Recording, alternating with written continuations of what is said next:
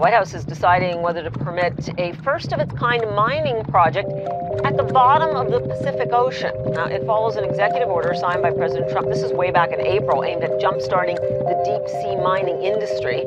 Spearheading these efforts, the metals company. Its shares have, in fact, soared more than 75% since the executive order was signed.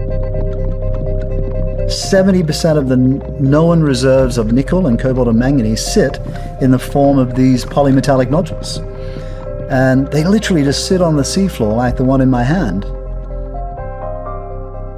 So it's only a matter of time that we got around to it. And there was a false start back in the 70s when, and that's another story, right? Because the CIA were very involved in getting this whole industry started. Really? Why so? This is where it gets interesting. It's part of the Pacific Ocean with potentially billions of dollars worth of minerals. I've got some ideas. I got a feeling it doesn't have anything to do with mining. It has nothing to do with mining, but it was a great cover story. The Russian submarine, which had nuclear warheads on it, the K-129, sank in the Pacific. The Americans had already implanted listening devices on the seafloor around the Pacific, so they could detect nuclear explosion and other activities. They were tracking this submarine, and all of a sudden they heard an explosion. And the Russians didn't have this same technology installed in the oceans, and so the Americans quickly clocked onto it, and the CIA got involved. But they had to have a reason to be out there because the Russians were looking for their lost submarine, and they'd had no idea where it was. They could just say, well, it left this port this time, and we last heard at this date in this location. First, they needed to establish were the warheads in place, were they worth recovering? And when they decided, yes, they were, they said, well, actually, we can't just go and pick them up because the Russians, it'll become an international incident. We might have World War III on our hands.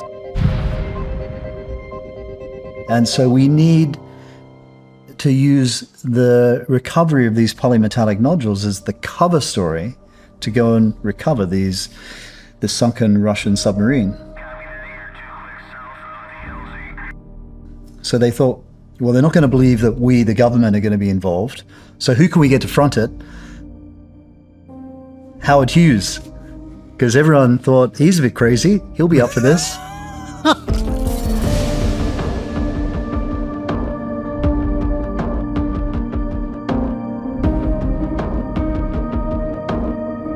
company aims to mine minerals critical for batteries and other green technologies from the Clarion-Clipperton zone.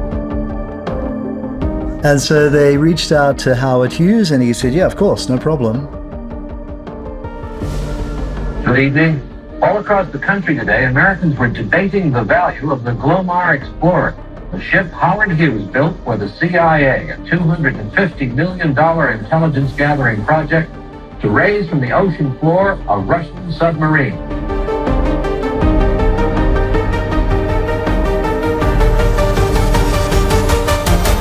The CIA funded it all, and there were other companies involved, and the Glomar Explorer became the first deep-sea exploration vessel.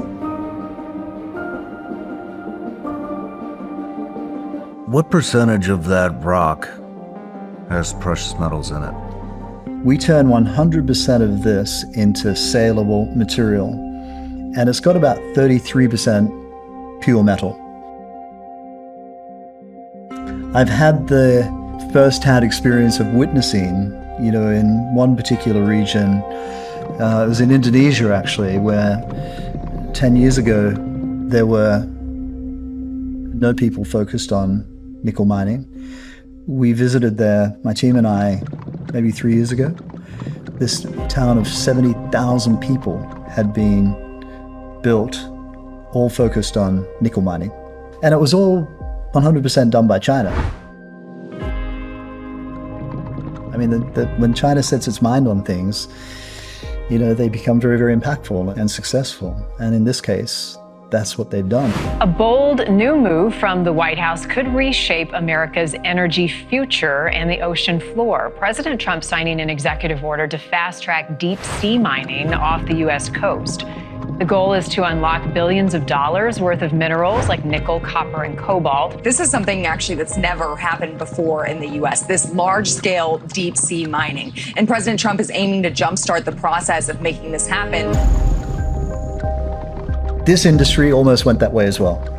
Man. And it was only the election of President Trump that provided a pathway to us rescuing it and America reasserting its dominant role when it comes to ocean metals.